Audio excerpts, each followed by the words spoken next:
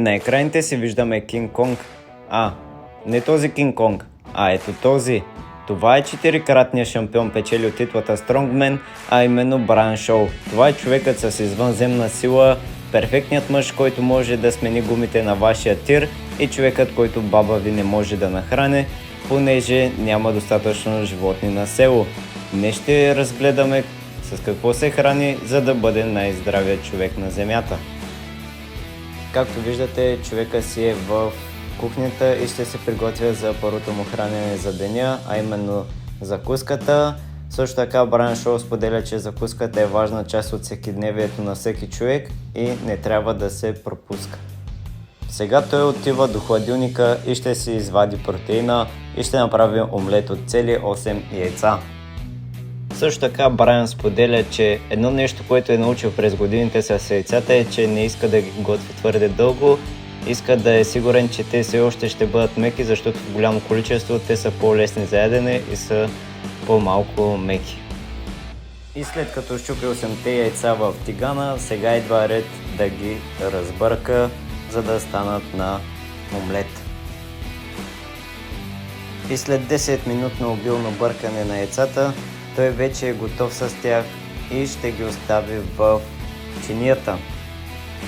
И след като поставя яйцата в чинията, той слага тигана на печката и се запътва към неговият шкаф, където изважда една купа, слага я на масата, измива си ръцете и ни разказва колко пъти трябва да яде на ден той, за да дигне тази щанга от мъртва тяга. И след като ни показа колко е силен тягата, сега е време да сложи нещо като препечен хляб в неговата купа. Слага 2 големи мерителни лъжици и го виждаме как човека се наслаждава на закуската си. И след като изяде протеина на закуска, той ни разправя колко е важен приемът на белтъчини. След това ще си довърши и второто хранене от закуската.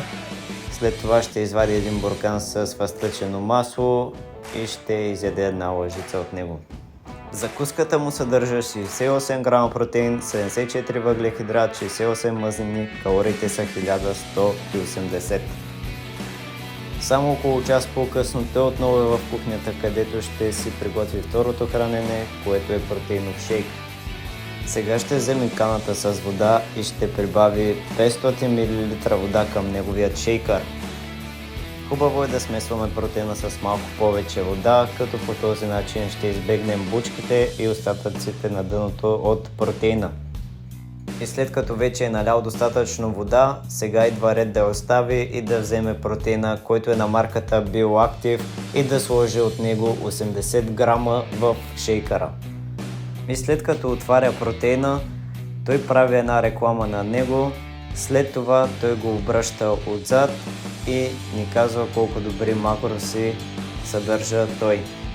И след като прибавя 80 грама протеин в неговия шейкър, който е 3 големи мерителни лъжици и една половинка, той прибавя и 2 протеинови барчета от мюсли.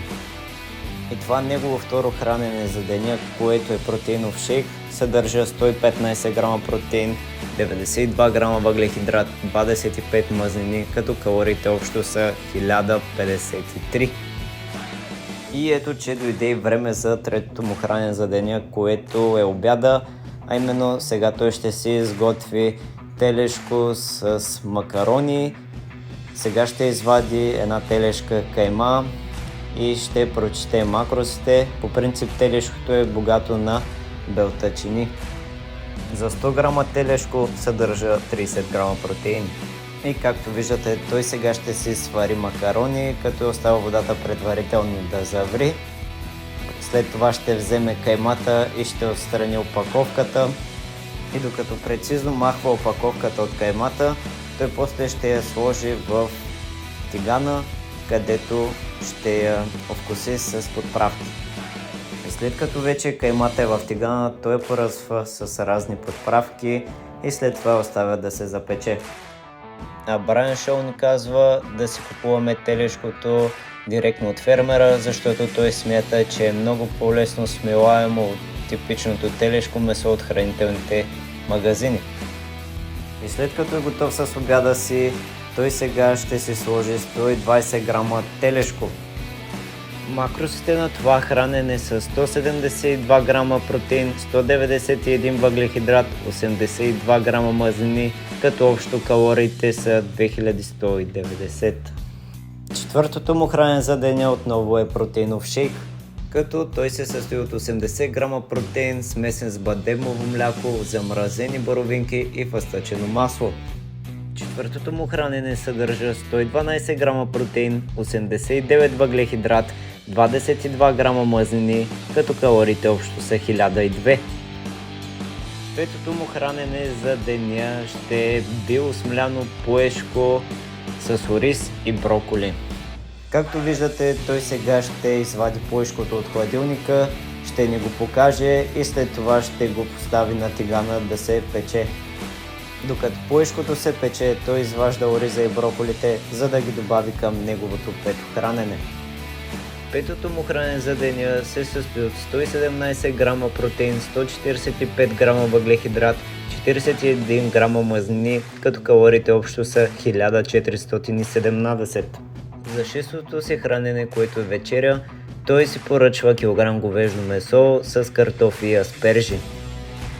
И шестото му хранене съдържа 16 грама протеин, 704 грама въглехидрат, 72 грама мазнини, като калориите са общо 3400. И ето, че дойде най-накрая време за седмото му хранене, което е нощна закуска и протеинов шейк.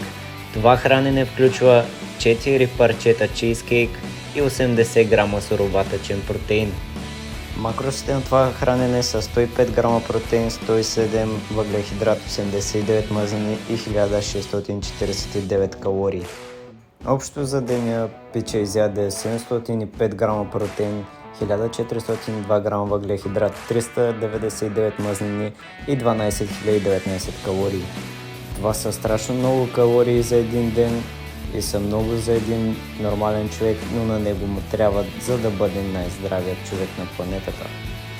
Ако искате и вие да бъдете здрави като Брайан Шоу, абонирайте се, харесайте видеото. Чао от мен и бъдете здрави!